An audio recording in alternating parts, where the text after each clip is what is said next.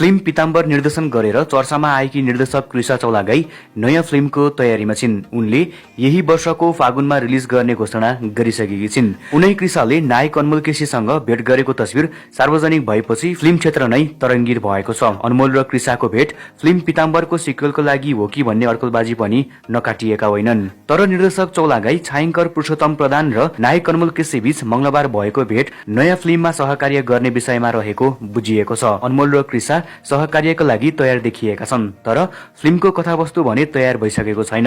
कृषाले अनमोललाई कस्तो फिल्ममा काम गर्न मन छ भनेर सोधेकी थिइन्। विशेष स्रोतले दिएको जानकारी अनुसार अनमोलले केही दिनमा कृषाको फिल्म साइन गर्ने तयारी रहेको छ। अनमोल फिल्म जेरी अन टप पछि घरकै फिल्ममा काम गर्ने तयारीमा छन्। यो फिल्मको छायाङ्कन चाँडै नै सुरु गर्ने तयारी निर्देशक तथा निर्माता भुवन केसीको रहेको छ। यसपछि अनमोलले घर बाहिरको फिल्म गर्नेछन्। सम्भवतः उनले यसपछि कृषाको फिल्ममा काम गर्ने सम्भावना रहेको बुझिएको छ। तपाईहरुलाई पनि यसबारे के लाग्छ? आफ्नो आफ्नो प्रतिक्रिया कमेन्ट गर्न भने नभुल्नुहोला।